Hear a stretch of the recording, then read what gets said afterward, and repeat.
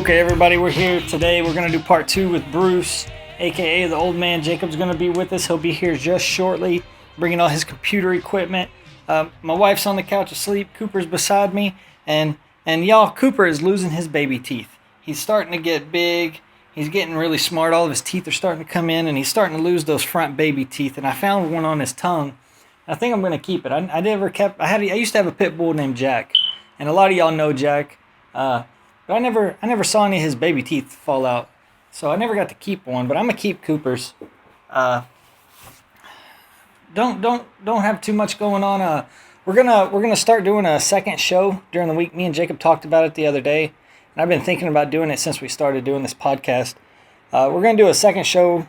It's gonna be a short show. It's basically on Tuesdays we're gonna drop the episodes, and y'all can still hear my damn fire alarm is still beeping at me. That's how. Oh, and Jacob's here. Come in, Jacob. See, that's the kind of things y'all are... Hush, Cooper. So that's the kind of things y'all are going to hear on here. Jacob's walking through the door. Cooper's going crazy. He's got his buddy here with him. Jacob's got on a beanie even though it's 85 degrees outside. Weirdo. Victoria's awake. She's going back to sleep. What was I just saying? Oh, yeah, we're going to do 2 shows a week now. We're thinking either a Thursday or a Friday. Maybe, it'll be a short show between 20 minutes and 40 minutes long. Just basically a show so I can rant and rave and bitch and complain about what's going on in my life, how I feel about certain things.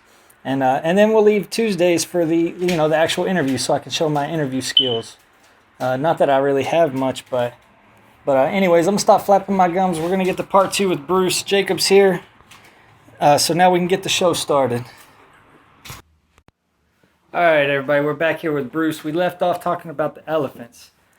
Bruce just dropped his microphone. We got all kinds of real shit going on today. Jacob interrupting my opening of my show. Bruce dropping the microphone. It's all good, though. We left off last week. We were talking about elephants. What makes you like elephants so much, Bruce? Because they're very intelligent, right? They are intelligent, actually. They are. They really are. But besides their intelligence, how smart they are, what about them makes you feel like one would be perfect for you to own? Because they intimidate me, and just like riding bulls, I was intimidated. I had a fear, and that's how I gauge my life, is by fear. So if something scares you, you just want to go ahead and tackle it to get over it. Yeah, exactly. I'm the same way. What about you, Jacob? You the same way? No? Yeah, no, I'm the same way. Like, when you want to get over a fear, the best way is just to go at it, Now, about bulls. I grew up around cows, horses, and all that stuff. I rode 2 sheeps and a steer. 2 sheeps and a steer. 2 sheeps and a steer. Oh my gosh, that's not riding it. Now, were you a professional bull rider, or did you just do it for the hell of it? Professional bull rider. So you toured, with other bull riders. What'd y'all do while y'all were on the road? Because I imagine you're on the road a lot. I don't know that I want to talk about that. Y'all was living fast, huh? Yeah. What? They're going to town safe. Oh my gosh. Were y'all going to big towns or little towns, like county fairs, or were y'all doing like? It was major... county fairs. Let me see. We're in Wyoming and Montana. Butte.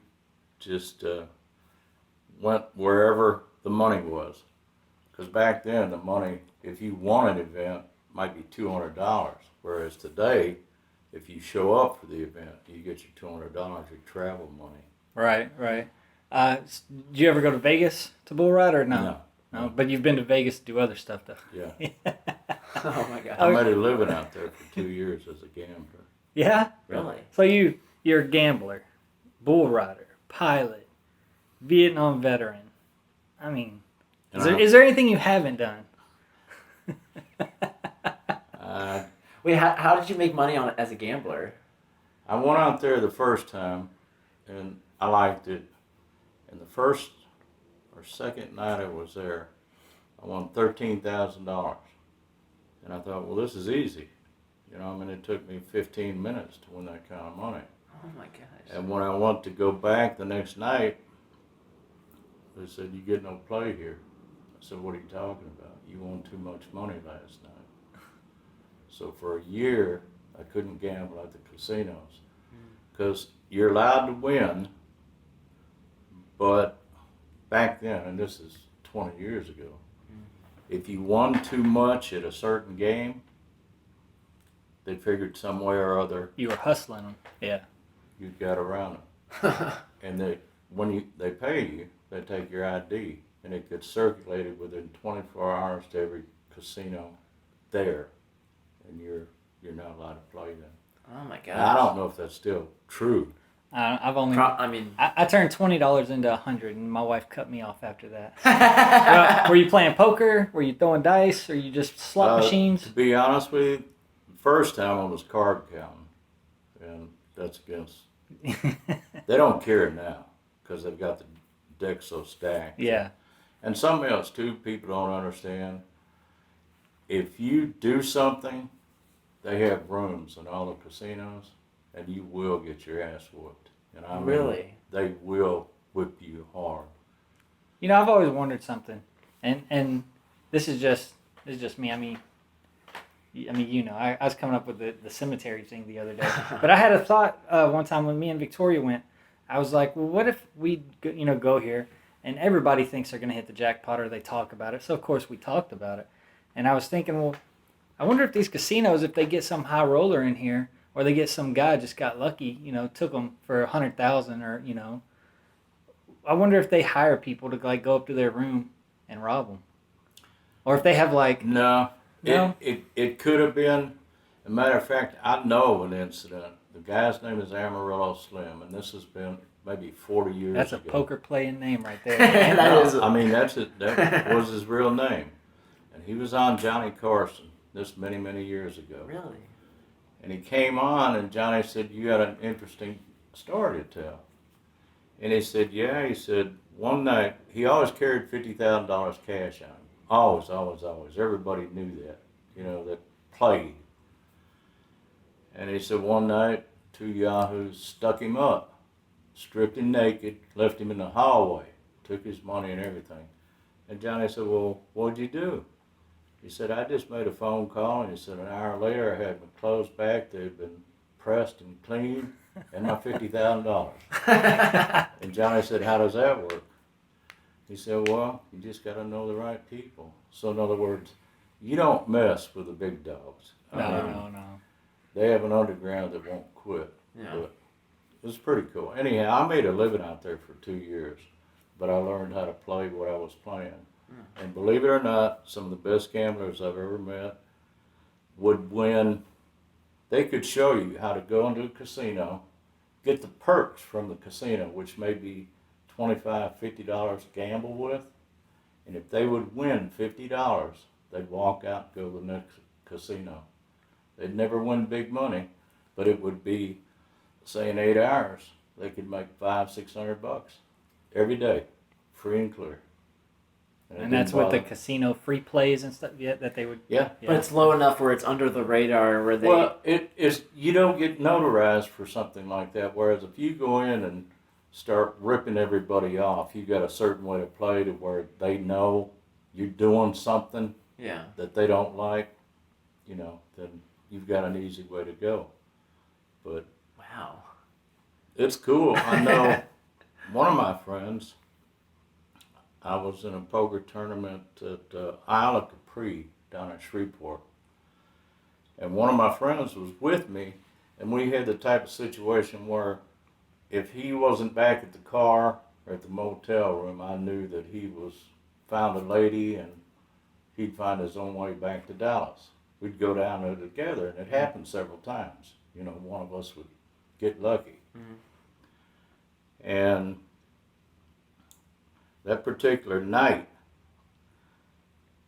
I got a phone call, and it wasn't him, it was somebody with him, my friend, and he had had his legs broke. They had mistook him for somebody else. Oh my Oh gosh. my god. And like I say, it's not a game. No, yeah. They're too big and too powerful, and there's nothing you can do. Well, they found out they made a mistake. They paid his hospital bills, and they gave him $50,000 cash. And Hush money. Yeah, I finished 9th place, and they asked me to leave. And when they asked you to leave, you leave. Yeah. Because I don't know if y'all play poker, No, I play poker. I do. but it's called Hold'em. Yeah. And 6 hands in a row, I hit on the turn card, the last card you get. Yeah. And I had won. The river. And I won 6 times in a row. And they just came over to me and they said, Mr. Ruby, we appreciate your business. Come back and see us next year. They gave me a watch, $9,000 cash. The entry fee was $300. Wow. But I didn't say, well, why can't I stay? I knew why I couldn't. It was because of him? Or Well, it was because the people I was playing with, you don't get the river card 6 times in a row. That's an impossibility. That's $1 billion to 1. Yeah. So I had done it, and people at the table didn't like it. They thought something was going on, so they just, they were polite, but Yeah. it's not the type of thing that you fight against, or that you say, no, this ain't right. Yeah. So. wow. So, okay, you're a gambler. Do you prefer Shreveport at the boats, or No, would you Shreveport. prefer Vegas? Shreveport. I've been to Shreveport twice. Now you can win easier in Vegas.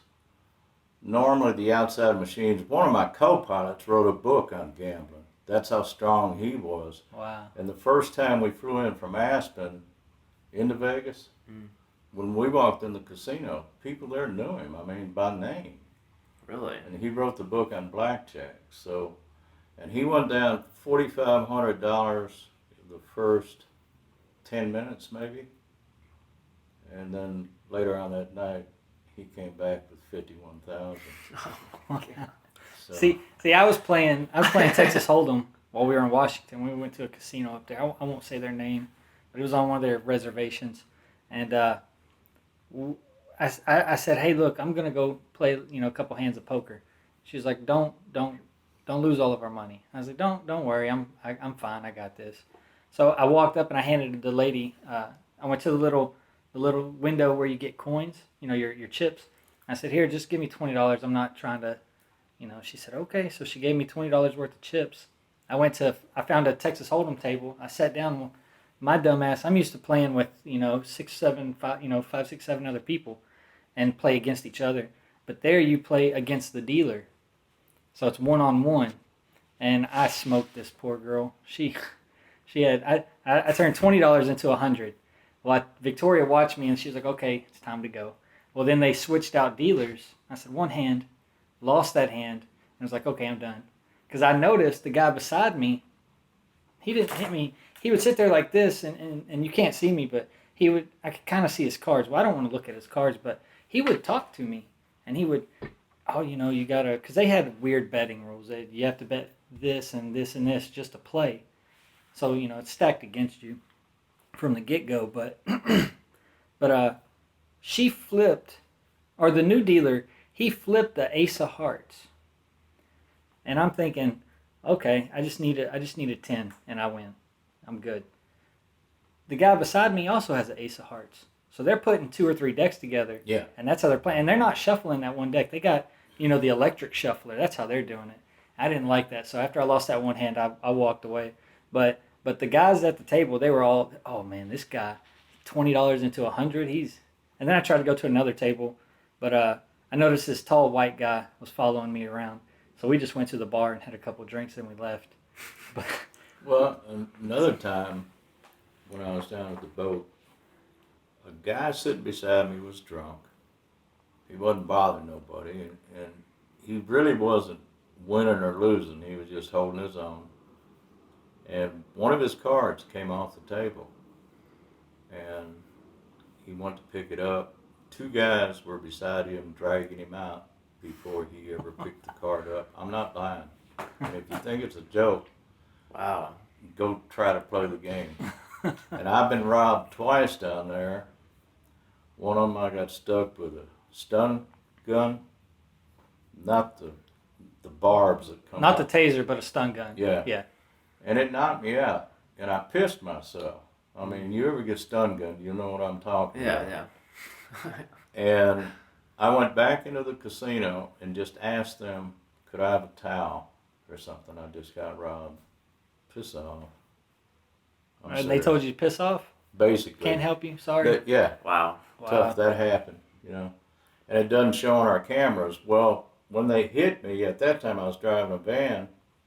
The van was blocked by one of the columns, one of the support columns, because everything, you park underneath. Yeah. And drive up around like this. So there was nothing that could be seen. And the second time, a girl I met down there, we went out to eat a couple of weeks later. And when I was coming out of the restaurant, all the restaurants have slot machines and stuff like that. And I threw in, I think it was $30 on one 600, one pull. Oh my gosh. No, I'm serious.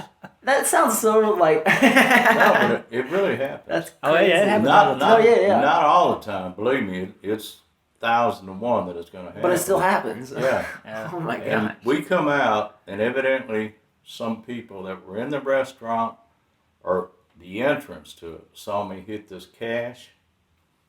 And we get out in the parking lot. We're just about to the car. And all of a sudden, the girl I was with, there's a double-barrel shotgun in her back. Give me your money. And it was one of those deals where I was uptight because of circumstances. And I was mad. And I said, fuck you. And I threw the money on the ground. Well, after they took the money and left, the lady left too. She said, you could have got me killed. I said, what difference does it make? I mean, no, I mean, not to be mean or unfriendly or rude, but if they're going to kill you, they're going to pull the goddamn trigger. And they don't care if you Yeah. give them money or not. You No. know. She was probably in on it anyway. That, You know, I wondered about that, but I don't think so. no. Because she was scared shitless, I can tell that. And that was for real.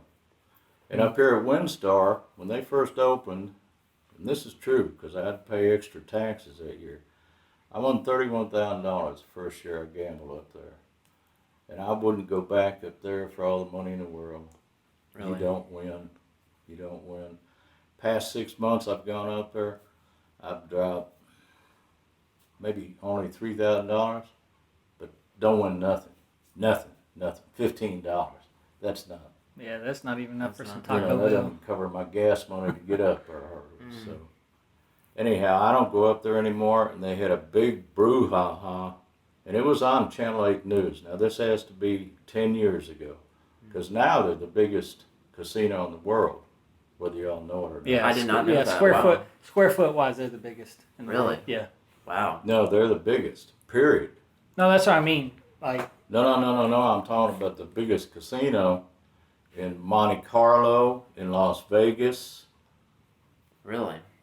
because they own half the play in like 50 states, but they're not listed as Windstar. They're listed as. okay. So they're the biggest chain, or they're Yeah, the, yeah, yeah. okay. Okay. Yeah. I thought you Yeah. meant square foot, because when you hear it on, on my Pandora or something, go to Windstar, the biggest casino in the world. I'm thinking square foot wise. I'm not thinking revenue. No, and a couple or- of times up there, I have to laugh at people because when I go into play, I'll take 200, 300, 400, 500, whatever I feel like throwing in the commode.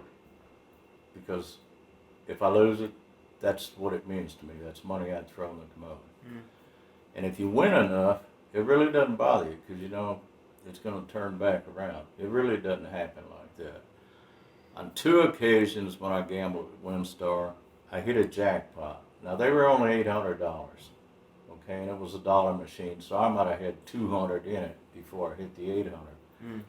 The 800 comes up, and there was a lady sitting here and a lady sitting here with her husband standing over her shoulder, and they saw it. They said, "You hit a small jackpot." I said, "Yeah, got lucky."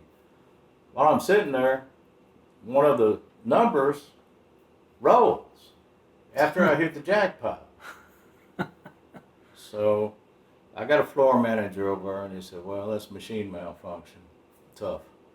In Vegas, they don't do that. If something like that happens, if you won 10,000, they hand you the money. They don't question it at all. Within 10 minutes, I hit $800 again. This time, the girl beside me here, and her husband, they're raising hell because the number rolled again. Oh, wow. And this is 2 times, 15, 20 minutes. Yeah. Well, now the floor manager comes over, but he's got 2 guns beside him. They escorted us off the property and said, don't come back. Wow. Well, I still go back. Mm-hmm. That's a threat. You can do whatever you want with it. Mm.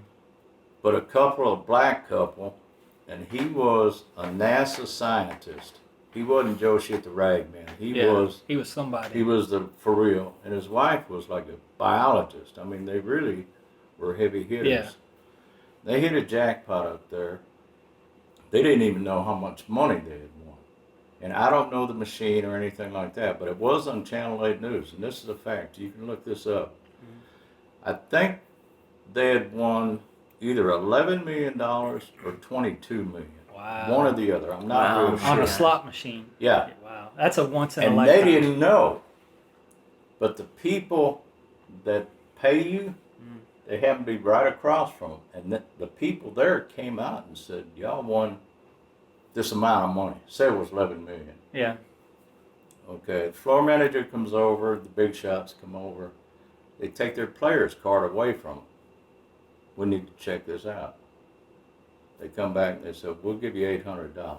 That's oh fact. my gosh. Wow. That's a God's truth. Of course, everybody in this group is going nuts saying, hey, this ain't. That's not right. That ain't. Okay, the people come back to Dallas. They didn't raise hell. They weren't escorted off property or anything else. They contacted some attorneys. They contacted the state attorney general of Oklahoma, because that's where WinStar is located, is Oklahoma. Right. Yeah. And all they told them was, it's not on federal property. It belongs to an Indian reservation, and if you go back and they blow your brains out, we have no law. They got nothing. That's crazy. But it was on Channel 8 News. I mean, Yeah. So if you think, if you're a small-time player, you can go up there and play, say you lose $100. If you don't gamble much, okay, it's a lot of money to some people. It's not much money to others. But I've seen people up there would win like $2,000. They get the cash, put it right back in the damn machine. They don't walk away, because when you hit, you think, oh shit, that was easy. I only had $50 invested. I'm 2,000 up. I just play. No, you don't. It doesn't work like that. No. So anyhow. All right, well, talking about your pilot days again. When I was down here last time, you showed me a picture of the Dallas Cowboy cheerleaders, 1998, 1999 squad, and Alabama. Now, you flew Alabama around, right? That's what. No. I knew Alabama, and they gave me that from my airplane, because their pilot was one of the singers. Mm-hmm. Yeah. And so I knew him. So no, I didn't ever fly him around. But you knew him. Did you ever meet with him? Oh yeah. I mean, how were those Randy, guys? the lead singer, the bearded guy, the good-looking guy of the bunch, he's just truly a nice guy. I mean, Really? Yeah, he'd come into the room like sitting here. He'd have a beer with us, and no big deal. That's cool. He was so cool. When he came to Millionaire, I just happened to be there the day that him and his plane showed up. And Randy came up and he said, we're hungry and we only got a little bit of time. Can you give us a courtesy car or something to go get something to eat? Well, he comes back about 5 minutes later and he says, is it all right if we take the girls with us? The girls that were working the front desk. Rock stars. So I run the front desk while him and the girls go to lunch, which was cool. But I mean, he's a nice guy, and that's what the girls said. They said, he's just nice as he can be, just normal, because they didn't know their way around Addison Airport. So I said, okay. I fucked up everything the girls normally do, but I don't care about shit like that. Even to get fired behind shit like that. So, what about the Dallas Cowboy cheerleaders? Did you just happen to have that picture, or did you go to a Cowboys game and get it signed? No, they flew on our aircraft. I don't know, 5, 6 times. Really?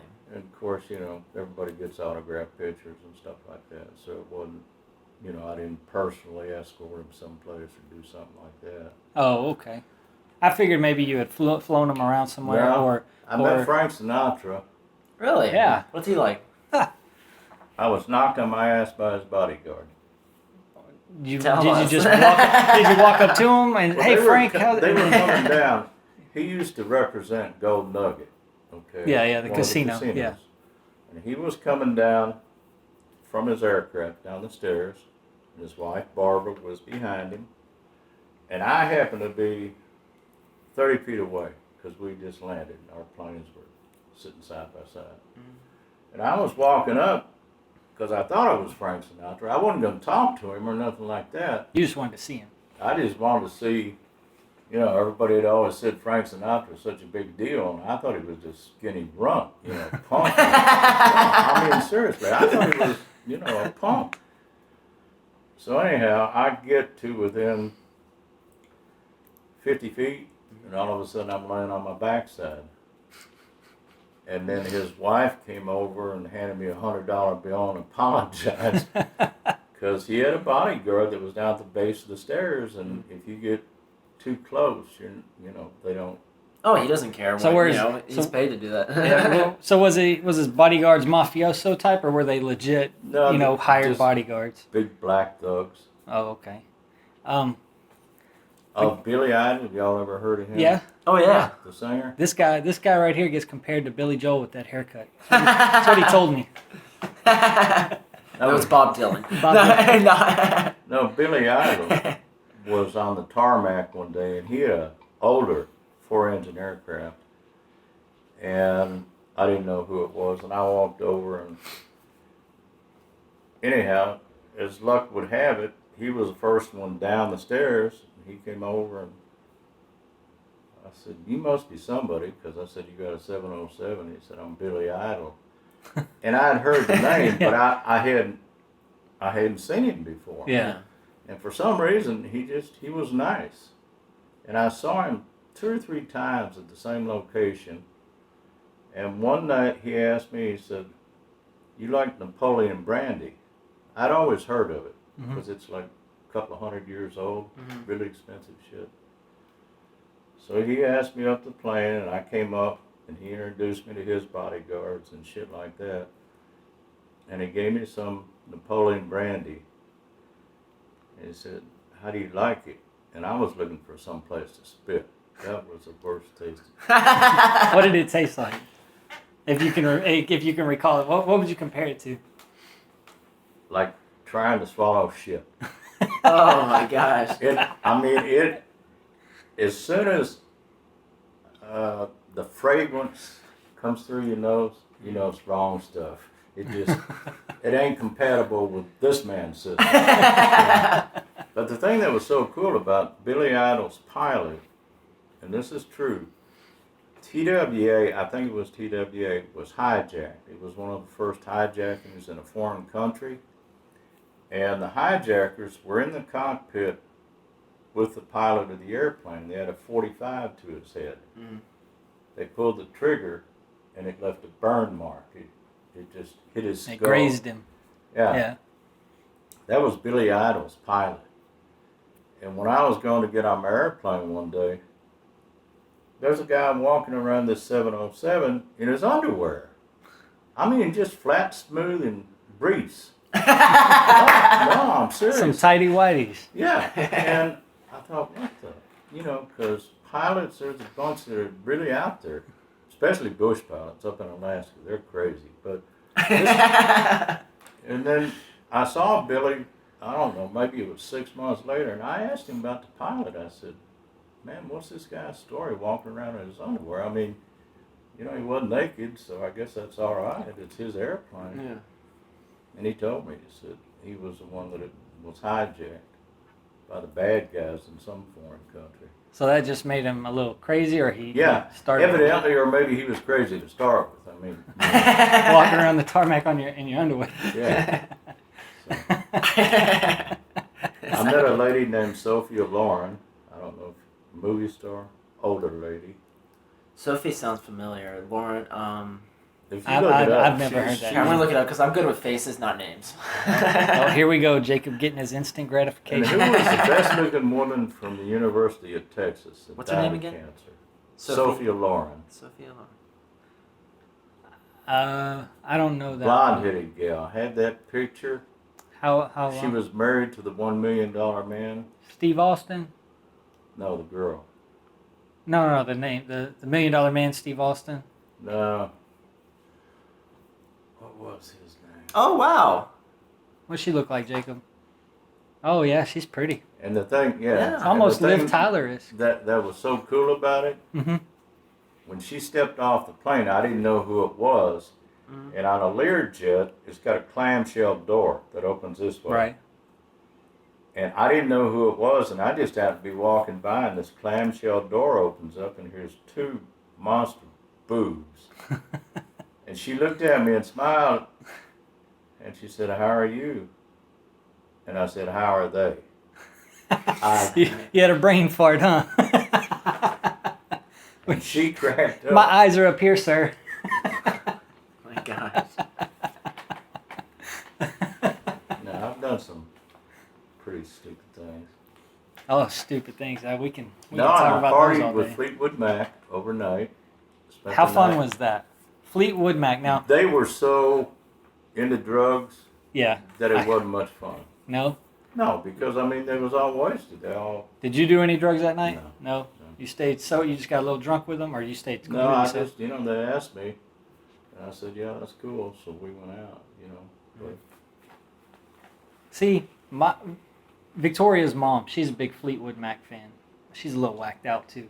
So, but I can imagine all these bands, Alabama, Fleetwood Mac, Bob Dylan. Oh, I'm sure they were heavy I in the used to have a partying. picture. Y'all hear of Linda Ronstadt? You know who she is? I've heard that name.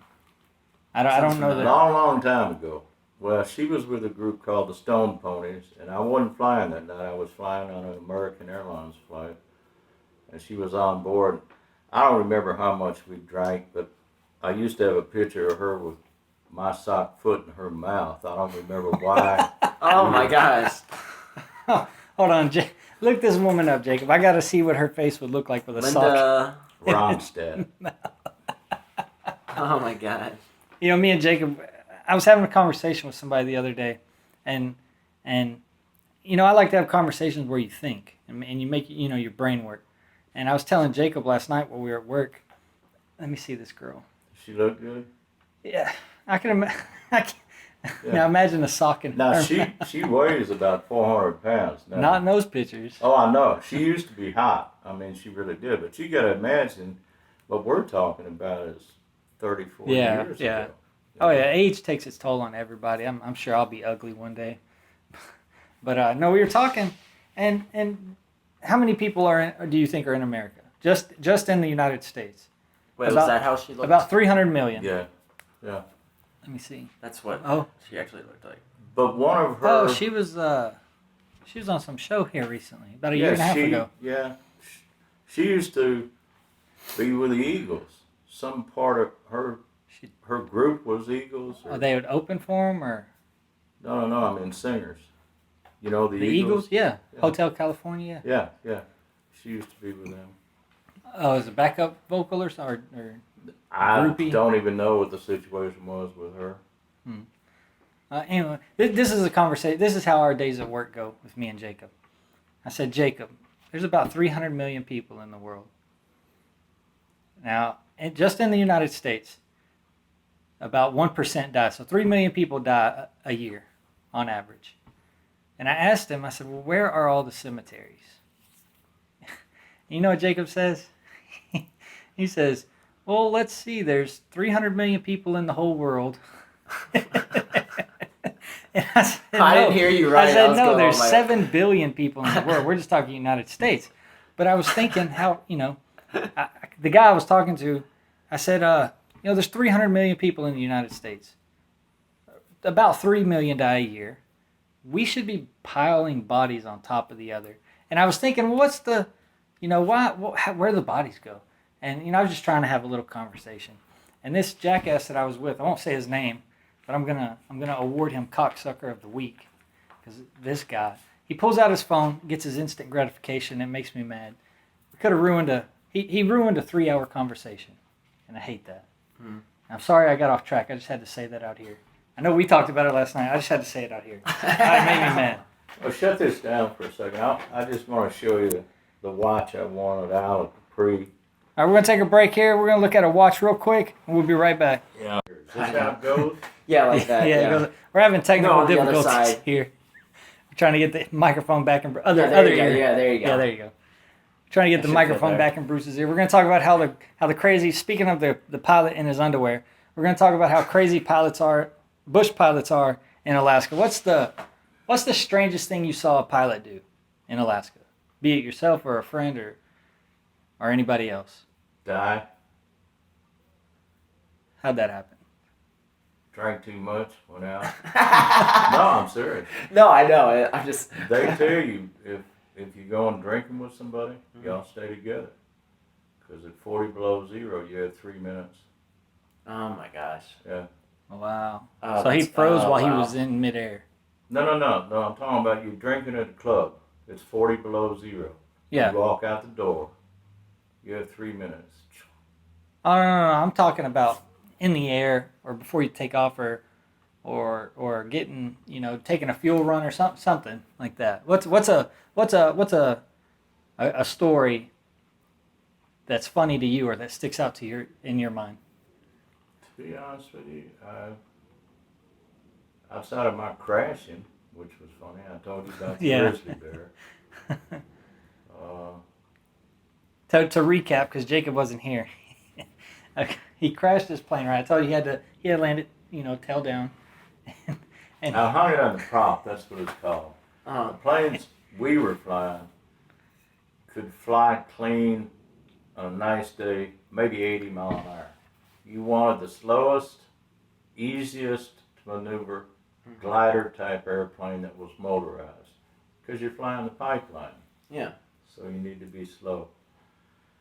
And it's called hanging on a prop. If the plane top speed was 80, you could put the nose into the wind and get it down to keep it flying still at 20. You pull the nose up, then you go down on your tail. So if you're crashing, it ain't a big deal. Yeah. So that happened twice. And the first time was mechanical. It was the avionics package went out, and it was blind flying. It was, you couldn't really see good, but I knew where I was, knew what I was going to try to do, succeeded. But the second time, I just had problems with the aircraft. I did the same thing. I hung it on a prop, landed, crashed through some fir trees. Not a big deal, because I wasn't going that fast, so there was no fear of dying. I could have, but not likely. That would be like being in a car wreck at 20 mile an hour or something like that. Could happen. And you always carried, I don't know about the rest of the pilots, but myself, I always carried extra sleeping bags, extra bullets for my weapons and stuff like that, extra food. So anyhow, I went down, and the next morning was beautiful. Sun's out. My ELT's going off, emergency landing transmitter. They go off automatically in a crash, so everybody knows, where to start looking. And I wake up because I'm inside the plane. I'd gone to sleep, got my sleeping bag after the crash. I wasn't leaking fuel. It wasn't going to explode on me. Wake up the next morning, the plane's doing this. rocking back and forth. And I'm looking out, I'm looking around, there's no air. Sunny day, probably 40 degrees, it's beautiful. And then I opened the window, and in these particular aircraft you flew, you only had the left window that opened on it. And I look out, and there's a grizzly on the tail of the plane, and he's hitting it, probably trying to figure out why is this thing moving. Anyhow, I had my guns, and I wasn't worried about it, but he got tired of it, finally left me alone. And a friend of mine who flew out of the Nunavut, Northwest Territory, he flew for the Canadian government. He would fly out, like when an Eskimo has a baby, the Canadian government would fly him out, pick up the baby and the mother, take them back to the hospital, make sure everything was cleared up, footprint them, fingerprint them, then he'd take them back. And him and I got together one time, and we were in a Nunavut, and he needed meat. And so we were going to go out and get us an elk, moose, whatever we could find. And we got out, and this guy is the Eskimo. I can't even think of the name of him now, but he was half and half. He was a tracker. I mean, he could read sign and all that stuff. And he told me, I'd only been out of the Marines about 6 months when I went up there to fly. And I still felt like I was a pretty good shot with a rifle. And he told me, he showed me the sign of where a bear, we'd crossed over a bear's tracks.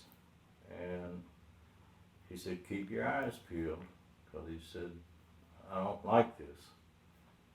So naturally, he knows more about stupid animals than I do. Yeah.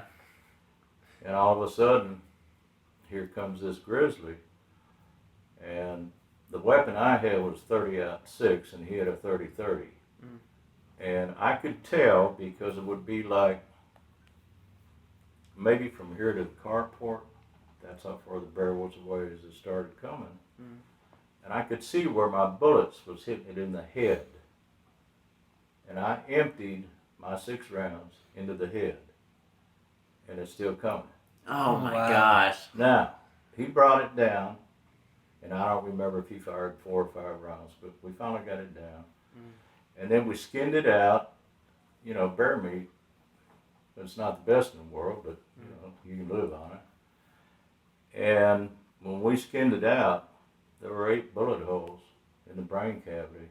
Wow. So this bear had been shot by somebody. That's like that bear. Remember, I was telling you about the story. Go get the picture. We'll talk while Bruce is going to get a picture of this grizzly. This thing. Some of y'all might have heard about it. Some of y'all might not have. But this grizzly bear is the largest grizzly bear ever to be killed in the world. And the guy who killed it, I think he was a 25, 26-year-old hiker.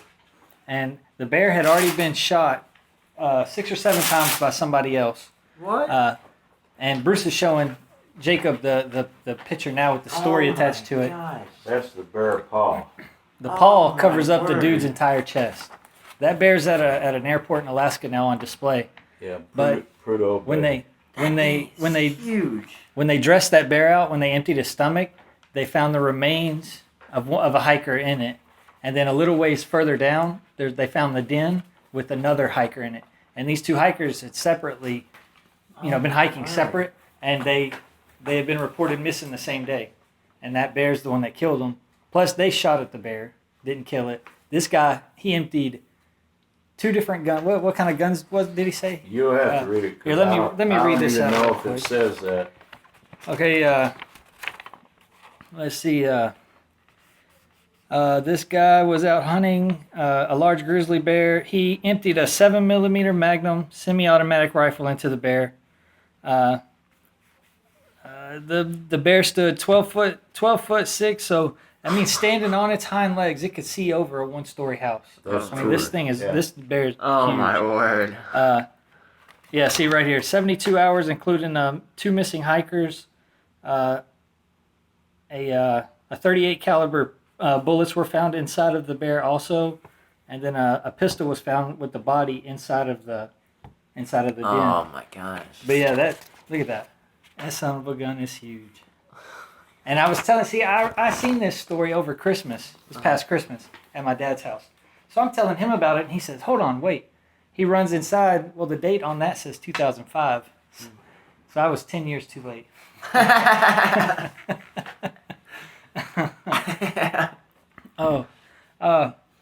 Bruce, I want to hear a story. What? You want another beer? Sure, yeah, I'll take another beer. I'm drinking. Jacob's sitting there. You want Oh to do man, it now? Bruce can't I'm drink good. I till haven't June. had dinner or anything like that. Bruce so. can't Oh. drink till June, so I'm just gonna sit here and enjoy it. But I want to hear Bruce what the funniest thing that you've experienced, that something that when you think about, and it doesn't have to be a personal thing, but just something that when you think about, you're like, you know, I was dumb and young, or oh, that guy's a fucking idiot, or you know, a story that sticks out in your mind that makes you giggle no matter how many times you think about it or you've heard it. Having technical Okay, use difficulties this again one. with the microphone. Sorry, these are like the worst. They're not simple Hey, headphones. they came with the iPhone. Oh, do it in the other ear. Yeah, there you go. Yeah. Sorry, This is they're gonna be a annoying. hell of an I episode. apologize. Funniest thing. Okay, long time ago. I'm still married. Went to a movie. It was a scary movie. You remember the name? It wasn't Friday the 13th. Exorcist, maybe. No, it wasn't that. But say, who were the bad guys in Friday the 13th? Freddy Freddy. Freddy Krueger. He was Friday. Jason Voorhees was Jason. Jason. Or the Halloween. Yeah, movies. Halloween. It was Friday the 13th. And so that would have been Jason. Or no, that would have been Freddy. Freddy, yeah. Yeah, anyhow,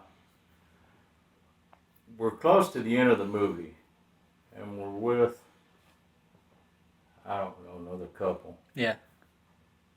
And we get up to leave before the end of the movie. In the end of the movie, there's a scratching on the door. Right, from the razor blades on his hands. Well, you don't know this. All you know is a lot of people been killed, had their heads cut off, knifed, whatever, been murdered. But you hear the scratching, and the girl opens the door, and it's nothing but her dog that was scratching on it. So we get up to leave. And there's a little girl back in the theaters in the day. They had people that would show you to your seats. Yeah, Seriously. ushers, yeah. Yeah, ushers. And just as I get to the end of the row, here's this little usher girl, and the end of the movie was at the same time. Well, that scratching by the dog was actually Freddy fixing to come through. So it scared the fuck out of me because I thought it was a dog scratching, and I look and here's the bad guy coming through. And this little girl was standing there, and she shit. She literally pissed her pants when it happened. And it just as I get to her and she's screaming and pissing, and now I'm yelling, wondering, what the fuck is going on? Anyhow. And then the next time I have a bunch of nephews. I took them to see Friday the 13th. And I just wanted to scare the shit out of them because they were an age from maybe...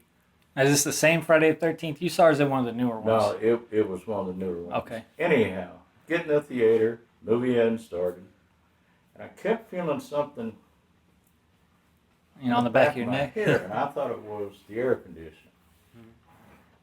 Okay, the movie comes on. My nephews are all scared. They're looking down like this between the seats. They don't want to see what's going on because they're already scared.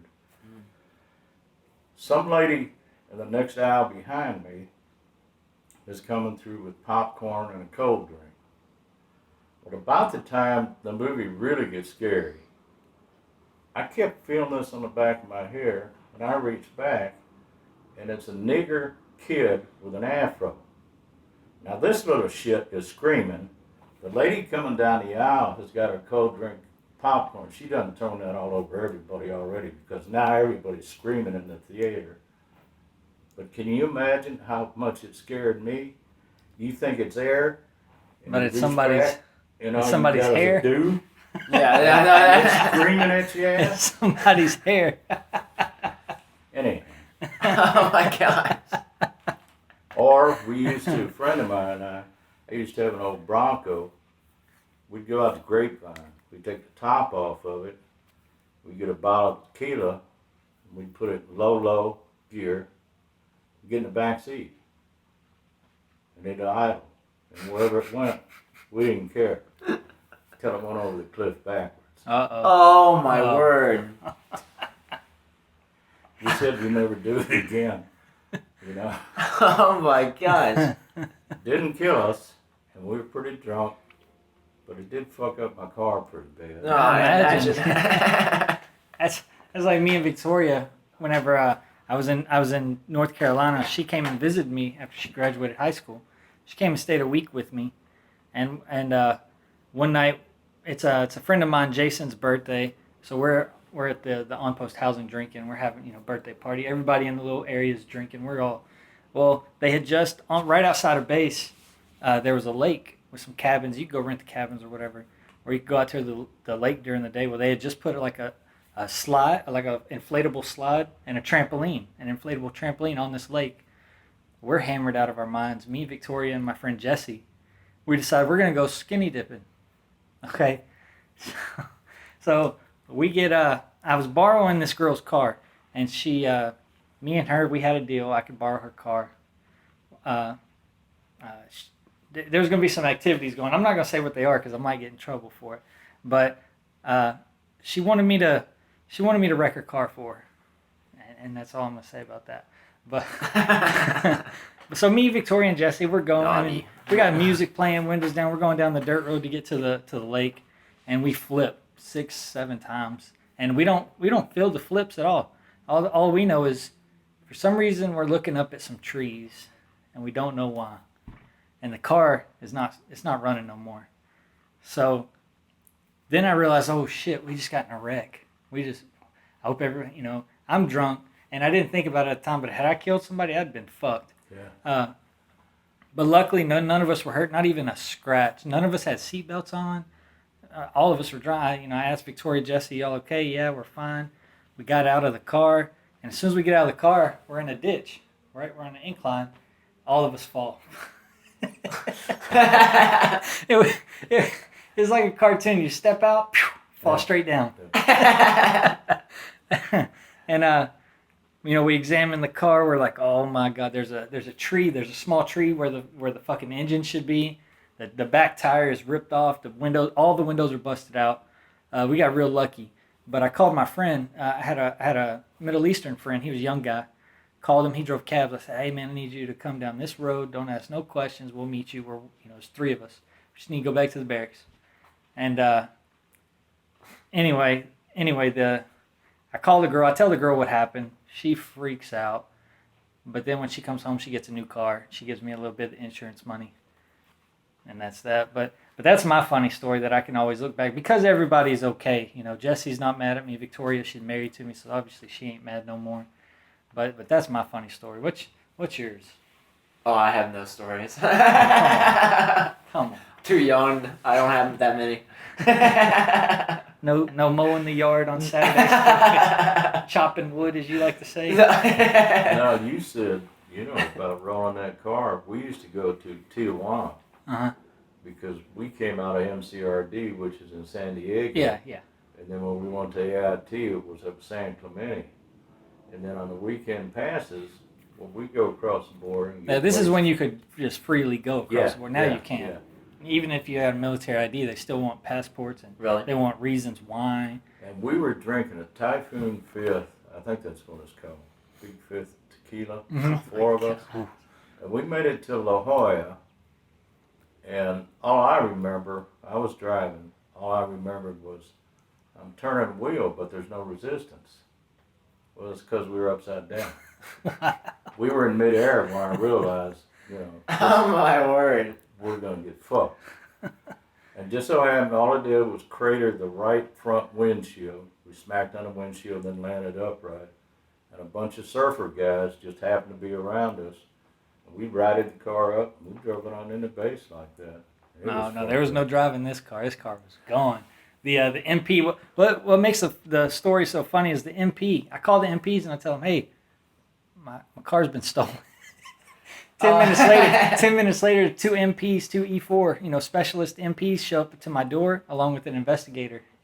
He says, "Is this your car, sir?" Oh shit, yeah, that's mine. Hey, I went to the junkyard to look at it and get it, any kind of papers or anything we had out. And the back passenger tire ripped off completely. That's how this thing. We're lucky we're alive, but I can laugh about that now. But 6, 7 years ago when this happened, I couldn't laugh about it. But there have been so many times that I should have been dead, and you just wonder how you came through it. Yeah, that was my only serious wreck. I was in one other wreck. It was me, my friend Draper, Floyd, and Rodriguez, and we decided we had a 3-day weekend. We had Friday, Saturday, Sunday off. Well, we started drinking Thursday night. Floyd never stopped drinking.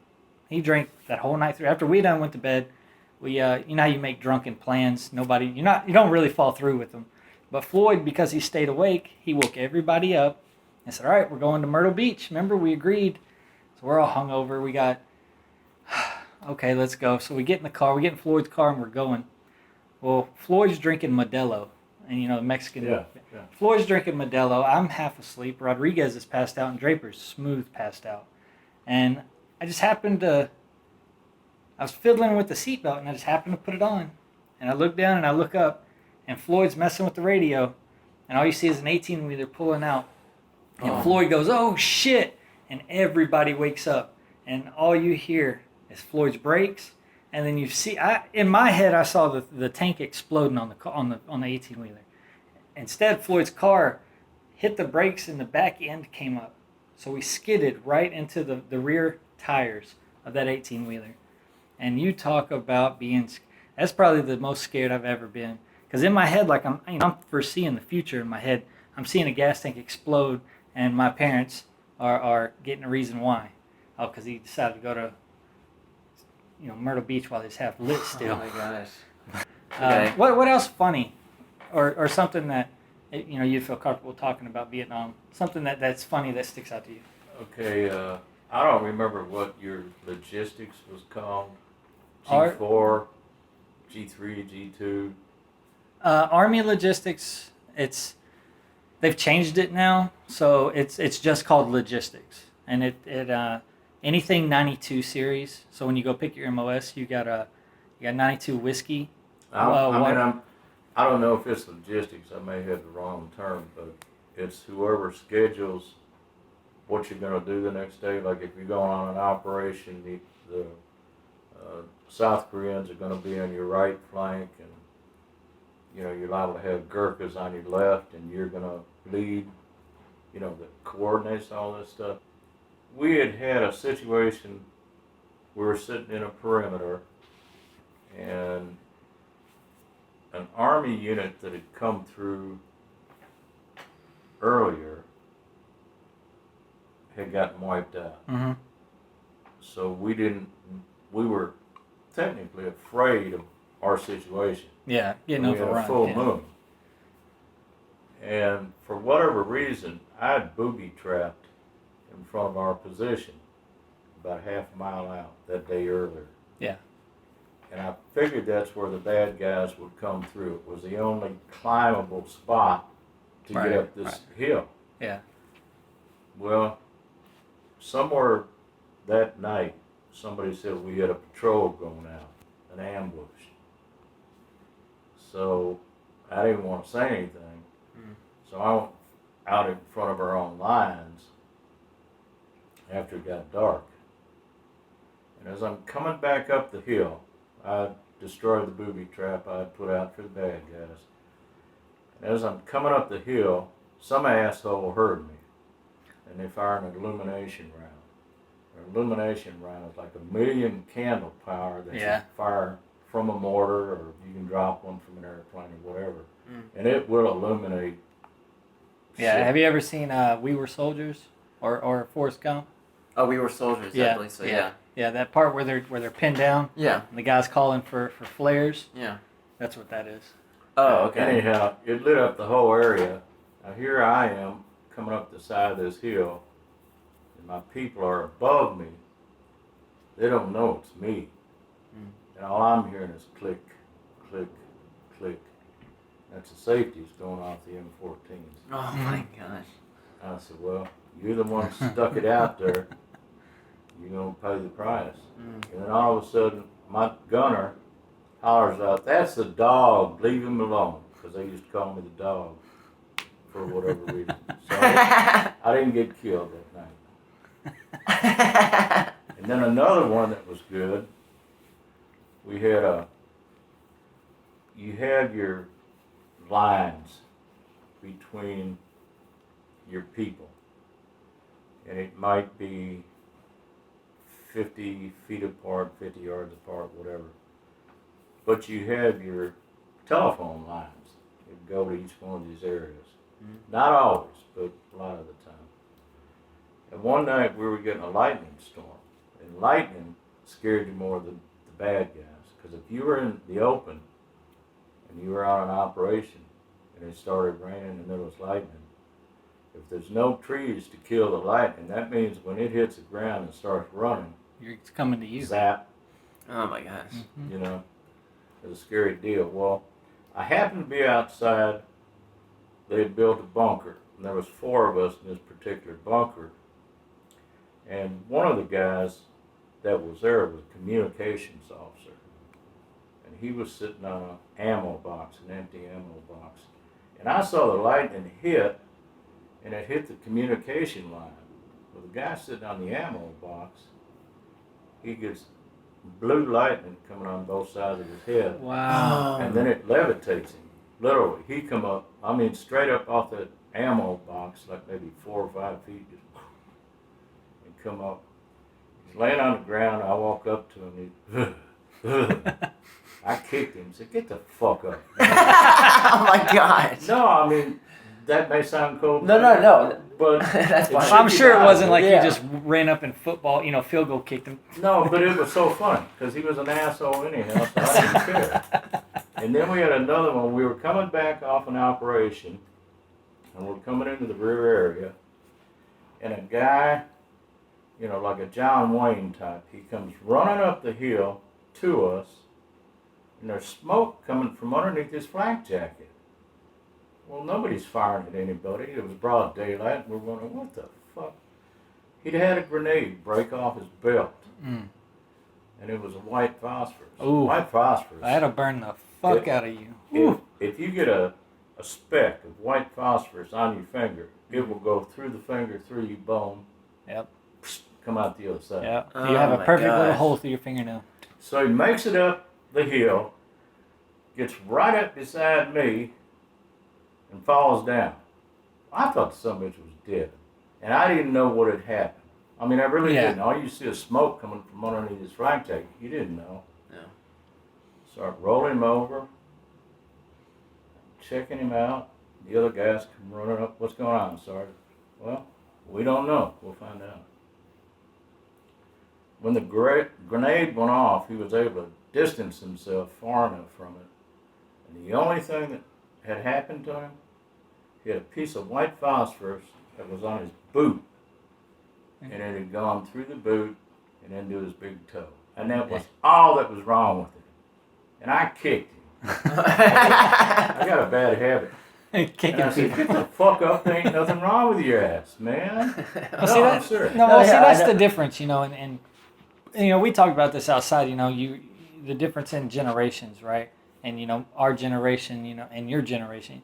Back then, you could call people out on their stupidity or on their, I don't want to say stupidity, but, the guy dropping the grenade or whatever. Yeah, that could have happened on accident. He got it on his toe. He freaked out. You're fine. But it seems like with us, though, God forbid, somebody even gets this guy, he cut his hand open or his thumb, one of the two, on a truck one morning. He didn't make a fuss about it. He left. He got stitches. Next day, he was right back at work. We got another guy that we work with, and you know how I feel about this guy. This guy was messing around one day working in customer service, playing with a stapler, right? Just patting it on his hand. Patted it a little too hard, staple right into his pinky, right? Now, I've done the same thing before. popped a little, because it doesn't go all the way through. It's not Yeah. like it's life threatening. You just pull the little thing out and you go back to work. Put a Band-Aid on it. This guy freaks out, right? I tell him, hey man, it ain't nothing. Here, I'll pull it out for you. It's not attached. It's not life threatening, man. Here, I'll pull it out. Well, this dude freaks out. I call him a baby. I get wrote up for it. Ain't that ridiculous? Yeah, yeah, generations. I mean, some of the stuff he's told me about the way they do things is just unbelievable to me. Mm. I mean, I got busted twice while I was in Vietnam. He got his rank taken away. Yeah, and that's no big deal. I told him, a corpsman, we were down to 2 weeks left before we came out. The corpsman beside me was cleaning his 45, and like just about where he's sitting, he had an oily rag, and it went off. And it hit the guy sitting like right where he is, right here. And the bullet went up behind his eyebrow. And the guy sitting there, I mean, it knocked him on his ass. He was already sitting down, but it flipped him. Yeah. 45 will do that to you.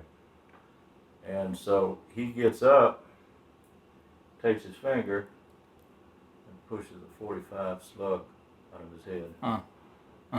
But the corpsman, he wound up in a mental hospital. It freaked him out so bad. He really did. He lost it. See, I've got friends. They were deployed, and I know what goes on deployments. I know that there's bad days and there's good days. There's days where, you feel, and you can relate to it because you're in Vietnam. But there's days where you're fine. You're today's a good day, but then there's days where you just feel anxious. You feel a little overwhelmed, and I never understood. There's guys who can go and kick open doors 24/7, be perfectly fine, come home, be fine, and then there's guys. There was a team that rolled out. They got shot at. So when they came back into the fob, and we need new doors, we need new windows, and we need some more ammo. Okay, well he starts taking the windows off. They're real easily, y'all didn't have Humvees. You said y'all walked. Well, we have Humvees, and all you do is you unscrew the windows, put a new window on, screw it back up. That's how easy it is. But because this window had bullet holes all in it, the dude freaks out. So when he comes home, he drinks a lot, starts making up stories about why he's this way. He blames it basically all on his deployment. Now, were there guys, I don't think there were, but did y'all have like permanent fobs in Vietnam? They might have. Or camps? We had regiment, which was a rear area. Right, a rear area, a safe zone, a green zone, yeah. But that's not true. It's never, yeah. No, you could Vietnam. you could be you could be on Camp Liberty or Camp these are Iraq. Camp Anaconda was a bad one.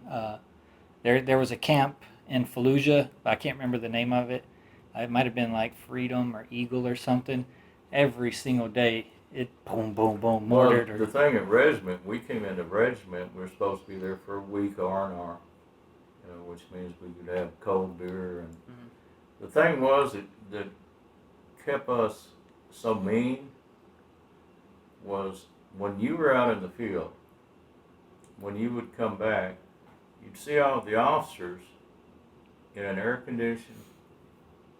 It hasn't changed. But you sat on the side of the hill in 100-degree weather and raining. It makes Florida look like nothing, probably, when it comes to humidity. No, I mean, eating your shit. And they're getting served by women, and they got cold beer in their hand, and because of the hate you had for them, it kept you mean. So if shit happened when you were out, you were glad to take it on, because you could expel the hatred you had for it was that your shit. therapy, basically. Yeah. Did they do that on purpose, do you think? Just to get you guys to continually be? No, it's because it's the same way now, dude. If I told him a story of when we got back, all we did, we were a demonstration squad. We'd show the boots, the new guys in, how you were supposed to assault a certain position, how to throw your grenades, fire all kinds of weapons that we had and stuff like that.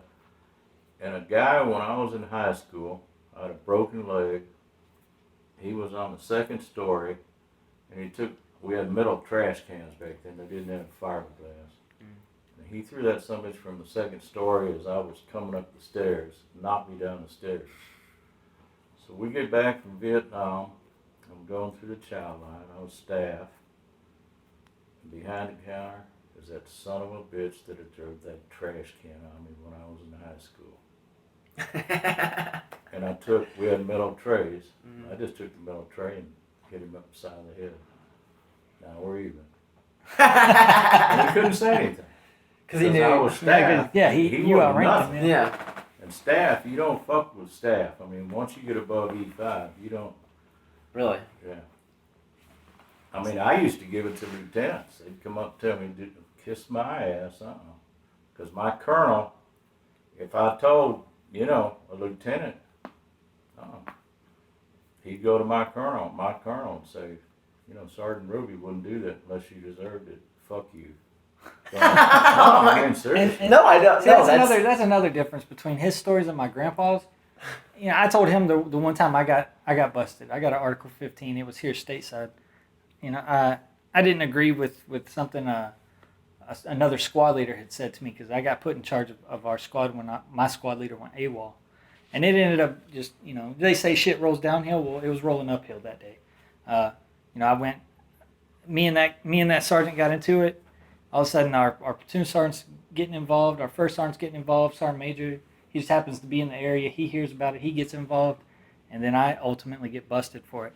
But we had a lieutenant, and I can't remember his name. He was a quiet guy, but in the military, you're always making fun of your LTs, whether they're LT 1 or 2.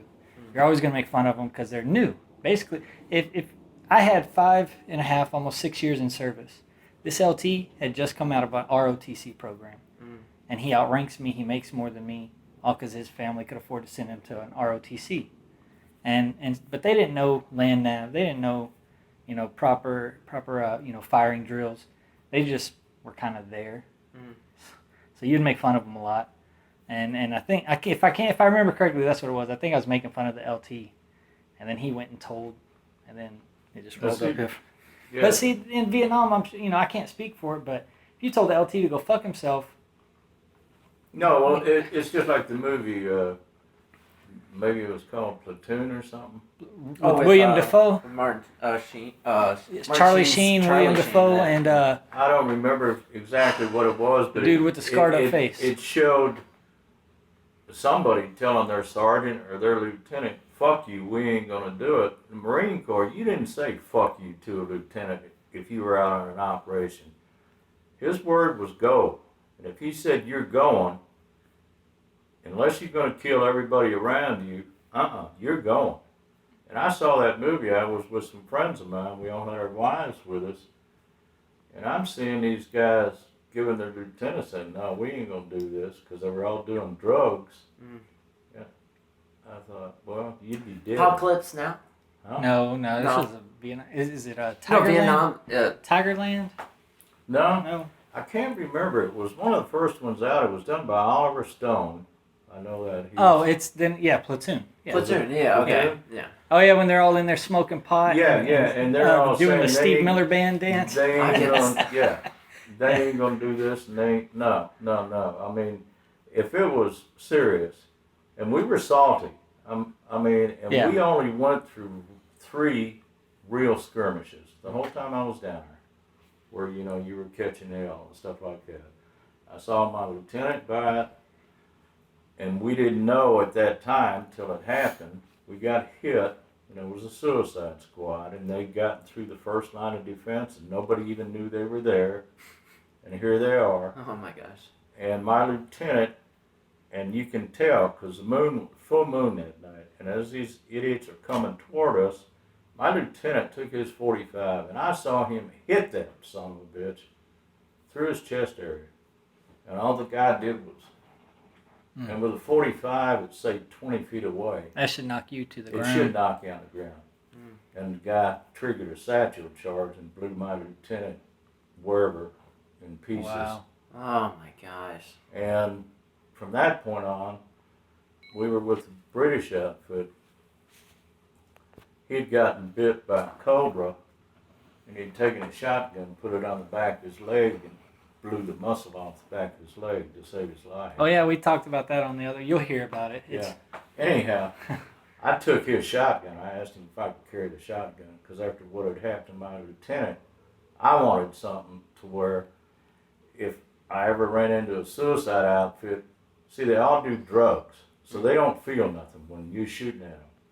They take wire, wrap it around here, under the armpits, so if you hit it, no blood. All you have is the blood that was in your hand. That's all you lose. And you don't feel it because you're on drugs to start with. So it's like a tourniquet. Yeah. Yeah. Except you don't go down. Unless you hit them between the eyes. They ain't going down. They still can trigger their device. Oh my gosh. So that's why I started carrying a shotgun. And then it was taken away from me because it made too much of a mess when you killed somebody. That was the excuse they gave me. You know what? We're here. And you know what's crazy is we use 50 caliber machine guns, automatic, that shoot. I think it shoots 21 rounds a second, but a shotgun's too much. Yeah. But with these 50, and now this is something I've seen personally. My drill sergeant, when I was in basic training, drill sergeant Disney, he all basic training, all 10 weeks, he's been a hard ass to us, right? I mean, he's been Mr. Macho, Mr. Hard Ass. I mean, just we've hated this guy for 10 weeks, and then one day he sits us down and he says, "Look, y'all are about to graduate. Some of y'all are going to AIT, or all of y'all are going to AIT, but some of y'all are going to combat MOSs. Some of y'all are going to transportation. Some of y'all are going to quartermaster." He said, "Every single one of y'all will most likely be deployed." He said, "So I want y'all to sit down.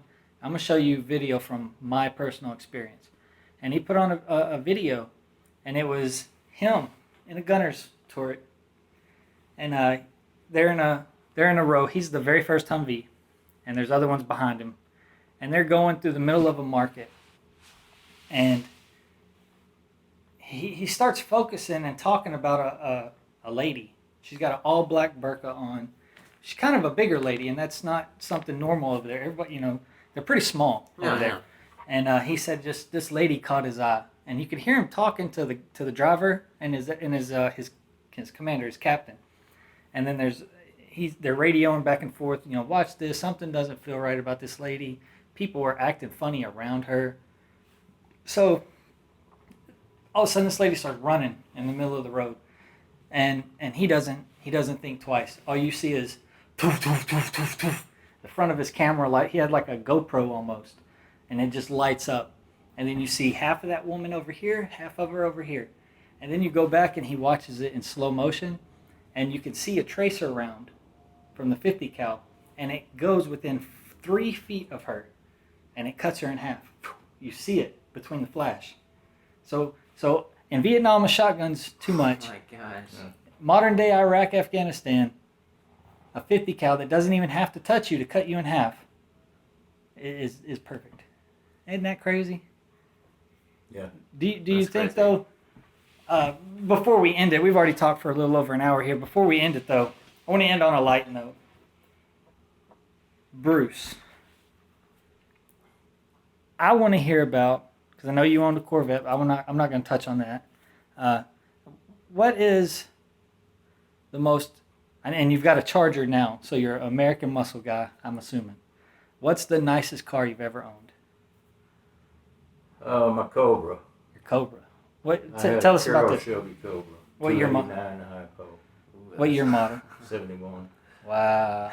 What color was it? Silver, and the seats were fiberglass, no padding. Fiberglass seats, so racing buckets. Yeah, I mean that's all a Cobra was Yeah. back then. And in all 4 gears, it would bounce. I bet you had some fun. No, No? my vet was candy apple, red, white, and blue.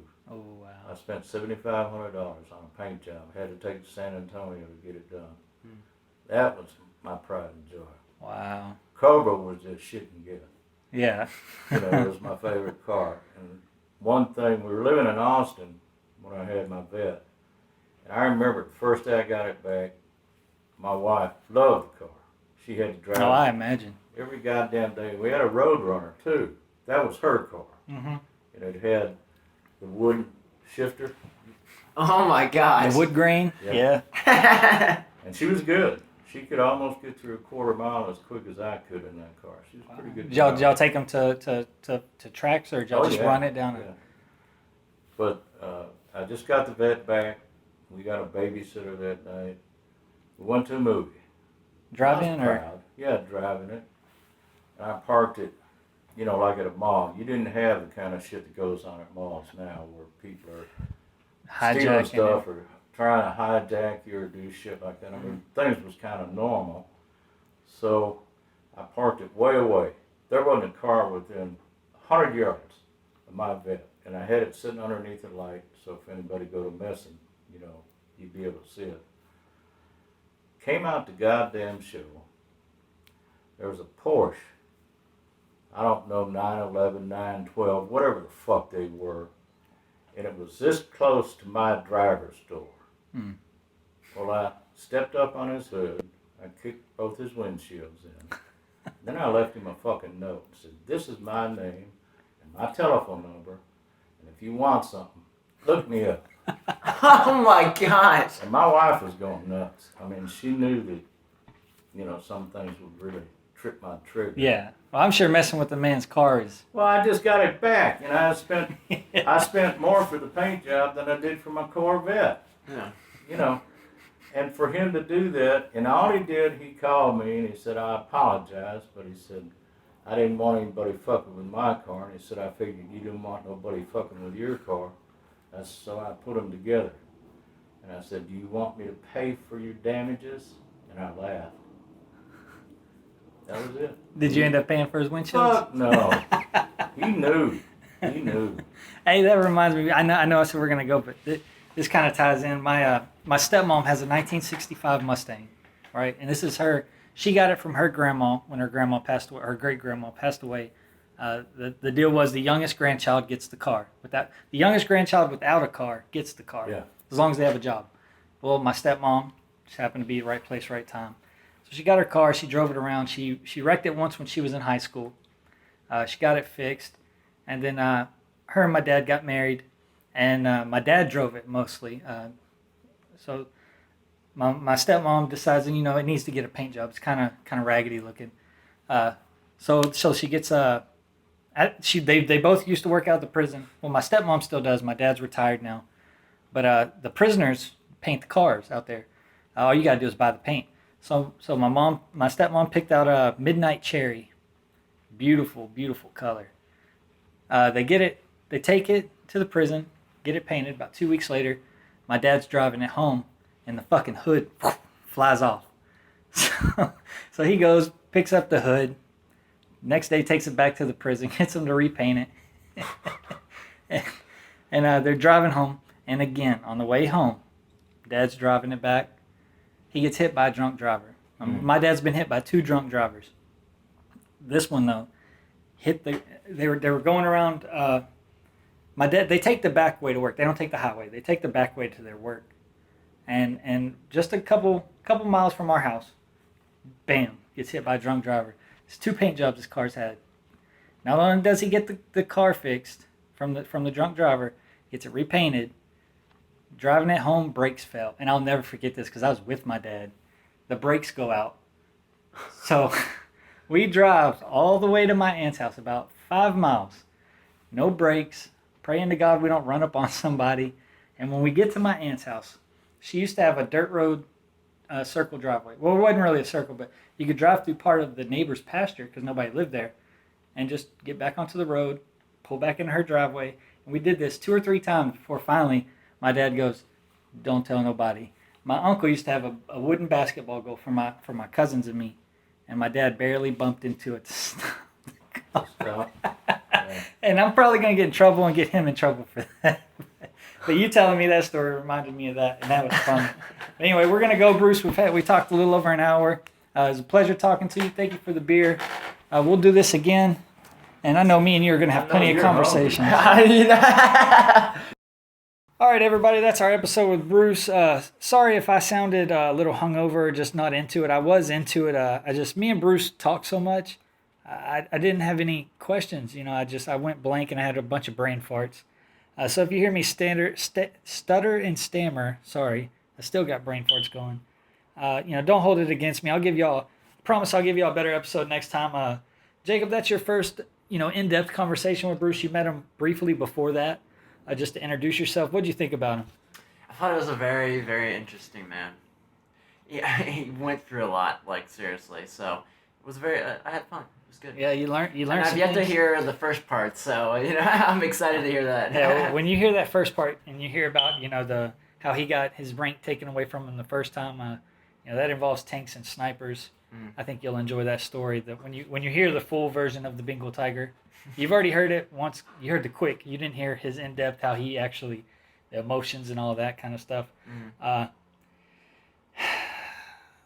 I said, it wasn't my best episode. I feel out of it for some reason. It could be the lack of sleep I got last night. I had to close where I worked last night. I had to close, and then I had to be back again this morning. I really only got like 4 hours of sleep in that, and I don't care who you are. That's not enough sleep. If you can operate daily off that, then you're a fucking superhuman being, because I'm not. Anyway, don't forget to go to YouTube, search Showtime with Johnny Mack. Listen to the episodes, like and comment on them. Every view, every like, and every comment, good or bad, is a step towards getting this on a national broadcast and getting it on a public, a worldwide forum other than YouTube. YouTube's great. I got nothing against them, but I want to be in a bigger. I want to be with an actual company and get paid to do this. But that'll come. You just gotta put in the hard work. Just like anything else. Cooper's soaking up all Jacob's loving. He acts like I don't ever give him no attention. Anyway, you got anything to plug, Jacob? No, nothing. Just excited to do the next one. All right, we got part 1 with Bruce coming out Tuesday. Well, never mind. I shouldn't even be saying this. So Jacob, just edit this part out. All right, pause. Hold on. Go. All right, don't forget to go to podcast_Mack at yahoo.com. That's podcast_Mack, MACK, at yahoo.com. Leave me your tips, suggestions, questions, criticisms, anything. I plan on doing an AMA, Ask Me Anything. People do it all the time on Reddit and Twitter. And, that's a good way to get out some content. And it's not just a cheap way to get out content either. That, you actually got to go in and do a little work and some research on that kind of stuff. And I'm looking forward to doing one of those with y'all. So don't forget to send me your questions. Jacob, before we end this, is there anything else you want to plug, get yourself over, talk about your side businesses or anything? I do a lot of writing. Yeah? How's your movie script coming? I know you're working on one. It's coming good. I'm actually working on my second one right now. All right. Well, if y'all want to play or one act or anything written, you call Jacob, okay? All right, y'all. We'll talk to y'all later, and we'll see y'all's asses next week.